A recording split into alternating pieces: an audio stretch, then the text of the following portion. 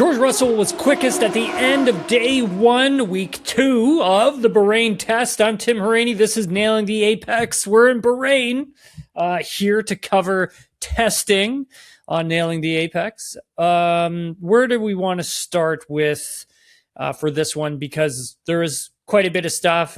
Try and get through it as quickly as possible. This may not be the longest podcast, but like I'd promised, I was going to try and do a podcast every day that testing was going on, and I was going to do my best to make sure I got you as much information as I could. So let's start with the FIA Formula One issuing a couple different updates of some meetings that they had today, Wednesday, here in Bahrain. One was with the F1 Commission, and the other one was with the F1 Power Unit Advisory Committee. That's a mouthful.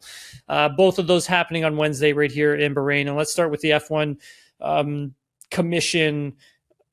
Essentially, all the team personnel, team principals getting together with the FIA, with F1, with Stefano Domenicali, with Nicholas Tombazis from the FIA, basically talking about so far what they're learning from this regulation, from these cars, from this technology, and what do they feel they might have to change moving forward. Now, there is still a lot that I think everybody still has to learn as this technology keeps advancing, and it is advancing at a fast rate. And we'll get into that in a bit, because pretty impressive to see the steps that the teams have taken from week 1 of Bahrain testing to week 2 of Bahrain testing. So we'll start with the F1 Commission, like I had said. So essentially what's going on here is a discussion and in a survey basically that was put forward by the FIA to the teams, and the topics that were covered were overall car characteristics, energy and power unit deployment, recovery, aerodynamics, overtaking, racing, tires, mechanical grip. The driver's inputs were also taken into consideration at the same time, and the FIA felt that this was very positive feedback. It was well received, which is good. I have a feeling that the start procedures were a part of this conversation. So too was lift and coasting. So too was super clipping, which I will explain in a second, because I learned a lot about super clipping today, seeing the cars up close and personal. The drivers were generally in agreement that the new car, in terms of its characteristics, were improved. The ride quality, they liked the stronger acceleration coming out of corners, and just felt that it felt more like a race car, not like the previous iteration of F1 cars, the ones that we saw in 2025, 2024, 2023, 2022, which were ground effect cars. They were big, they were heavy, they were hard to get around, they were slow in the corners, slow in the slow corners. And with this regulation of car, they're finding it with the certain corners, the car is a lot more fun to drive, and being up close and personal, like I said, seeing them on track, it looks a lot of fun to drive. These cars do move around quite a bit, let me tell you, and they are very lively. They are fun to watch trackside, no question about it. A lot of the discussion after that, I think it may have gone more towards, what do they do when the cars start to super clip? Now, first of all, I'll give you what I've learned about super clipping. I made a note. It's a huge note, trust me. I gotta try and find it here first. And essentially, with the super clipping, you're basically, the driver's basically flat out going down a straightaway. And it's on a long straightaway that this would happen. And essentially the driver is flat out, but there's no more energy for the car to deploy. So the driver's flat out, They're going down the straightaway as fast as they can, but there's no more energy coming from the car, coming from the battery. So before it reaches a zero deployment, the MGUK, which is something I've talked about here on previous episodes, if you go back to January, the MGUK is then it's turned into a generator almost while the driver is still going flat out, but the MGUK is basically taking energy away from the powertrain and stuffing it into the battery to help the battery charge, and it's not deploying. So the cars begin to derate. So they begin to slow on the straightaways while the driver is still on full throttle. And for the driver, it's kind of like you're feeling all of this. You're feeling like the car keeps pulling, you keep going quicker, and then all of a sudden you're not going quicker anymore, and the car is starting to slow, and your foot is still on the accelerator, but the car is still slowing. So as a driver, that's got to feel very, very weird. And the cars begin to slow, and the amount of energy that the car can then store back into the battery is set at 250 kilowatts, I believe. So not the 350 kilowatts, which the batteries are supposed to be able to hold. So they're not even filling up all of the way. So if that super clipping cap of 250 is lifted, then that may stop the lifting and coasting. It may stop a lot of the car slowing on the straightaways. So instead of the car ramping up and then flattening out and then dropping away while still on the straightaway, you would essentially have it just ramping up the whole time. Now, McLaren is one of the teams that is lobbying the FIA to lift that cap to stop with the lifting coast. It may make things a bit better with recharging the batteries, but for safety aspects, it will also help because of the closing speed of the car behind. So let's say I'm the lead driver and I'm flat out going down the straightaway, and then all of a sudden the car starts super clipping, and my competitor behind me is on the overtake button, but all of this happens all at once. And if the driver behind is on the overtake button, that means they are closer than 1 second. So they're 9/10, 8/10 behind, which is not a lot, right? And when that slowing up happens, it's not massive, but it is quite big, where the driver behind may have to take avoiding action, right? And that is maybe one of the reasons why McLaren really wants them to take a look at this. I spoke with some other team personnel though throughout the day, and the more I learned, the more fascinating it got. And I think one of the things, and it made the most sense to me as well, is if you just reduce the size of the amount of energy the battery can take in. So if the battery can take in 350 kilowatts, then why not drop that down to something lower?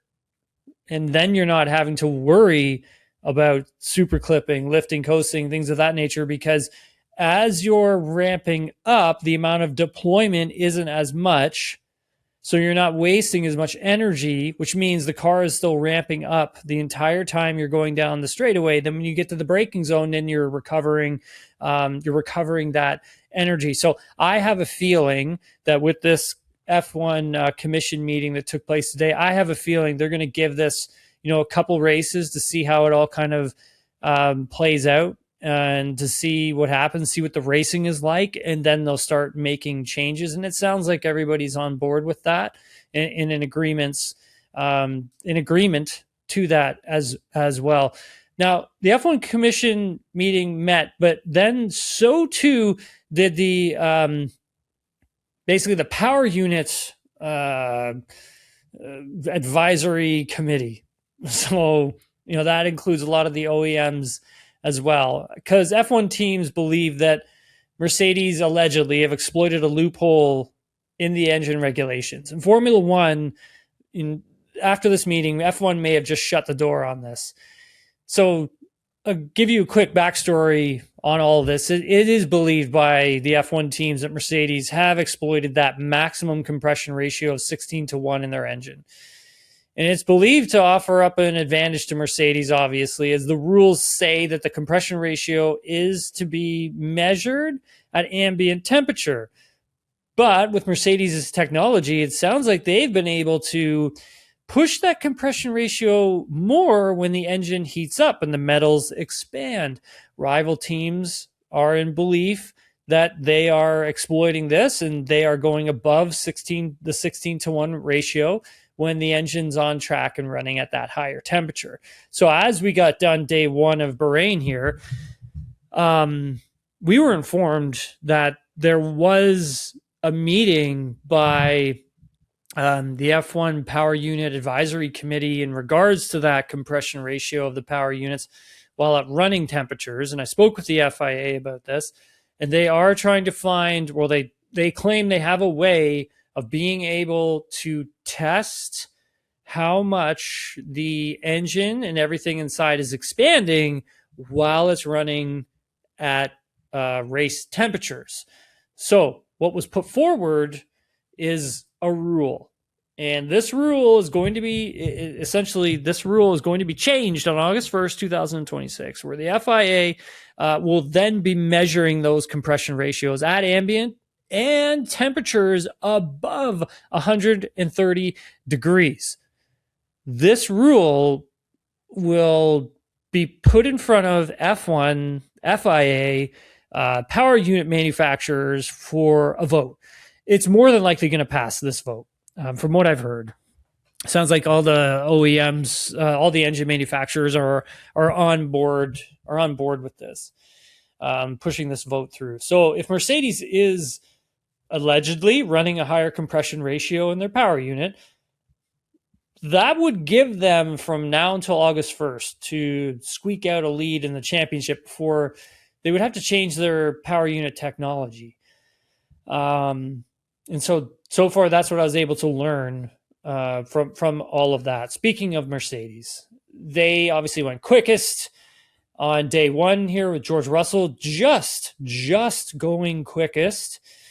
The Mercedes looks impressive. They brought upgrades to their car, aerodynamic upgrades, and out on track, that car it looks great. Like it looks great on turn in.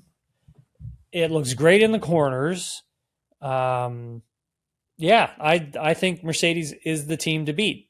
I think everything that Toto Wolff said last week, like I had said on here, I didn't believe.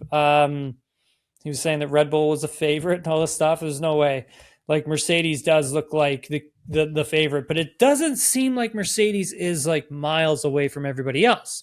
There are other teams here that do appear to be a lot closer than what we may have thought and could close the gap to Mercedes quite quickly. And I think McLaren is definitely going to be one of those teams. Oscar Piastri, Lando Norris, both running very well here on Wednesday and completing for McLaren. Piastri completed 70 laps in the evening, and Lando Norris knocked off 54 laps in the morning. Piastri bettered the time that was set last week, the quickest time that was set last week, but then Russell went and bettered that, but only by 100th of a second. So very, very slim margins between these two teams, but I still think Mercedes is running heavier fuel load. And I do feel that Mercedes is ahead of everyone else. It just might not be a huge gap that everyone may think. But again, we're not going to know until we get to Australia. And once we get to Australia, all will be revealed on Saturday afternoon in qualifying in Australia. Another team that I can tell you about that I was around quite a bit today is Ferrari. Ferrari looks good. Really, really like what Ferrari's doing. Charles Leclerc, third quickest, knocked off about 70 laps. And in my notes here, I've got Lewis Hamilton at 44 laps. Lewis ran in the evening. Lewis is about 8/10 off of Russell, where Leclerc is only just under 3/10 off of Russell. So very close there for Ferrari. For Lewis, did look like was doing some race runs and things of that nature. But for Ferrari, I like what they got going on. They brought a new power unit, new aerodynamic updates to their car for week 2 here in Bahrain. It's interesting. The old power unit that they had in their car, pretty impressive numbers here. They had accumulated quite the distance of running with that power unit. So the distance over Barcelona shakedown, Bahrain testing, week 1 in Bahrain, the power unit went almost 14 Grand Prix distances. And remember, Hamilton came to a stop on the final day of testing. In the evening session, there was about 11 minutes to go when Lewis came to a halt. And the reason for him doing that, it was what Nelson and I were talking about on the Friday in the podcast that came out on Monday.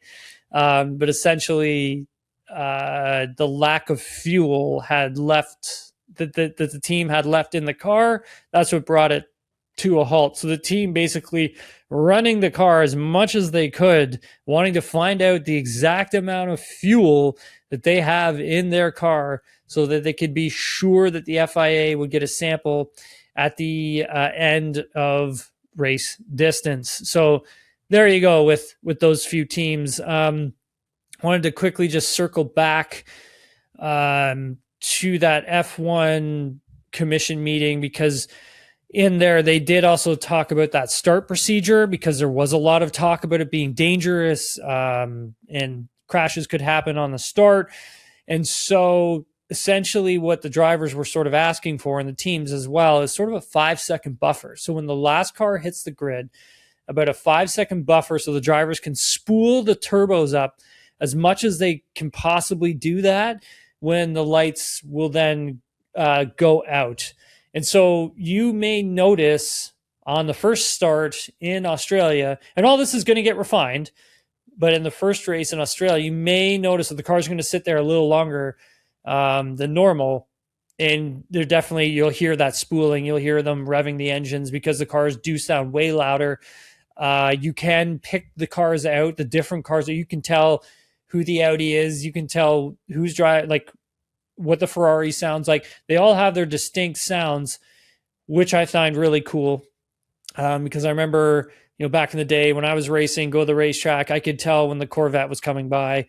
I could tell when the Audi Le Mans car was coming by. I could tell when all these the Panos, I could tell when that thing was coming by. So, and I didn't need to see them; I could just hear them. And so, for this particular formula, it does look like and sound like that. We are going to be able to tell some of these cars apart, which is kind of cool, because for the most part, for a while, we've been able to hear the engines, and they all kind of sound the same. Everybody's kind of doing the same thing. And eventually, these are going to converge as well, like the power units. Everybody's going to find out what the best way is to go, and they're going to go in that direction, and then eventually they're all going to sort of sound more similar. But at the moment, I think they all kind of sound pretty cool. Like I said, the cars look incredible up close, like really, really, really, really incredible, really cool. That's pretty much it, everybody.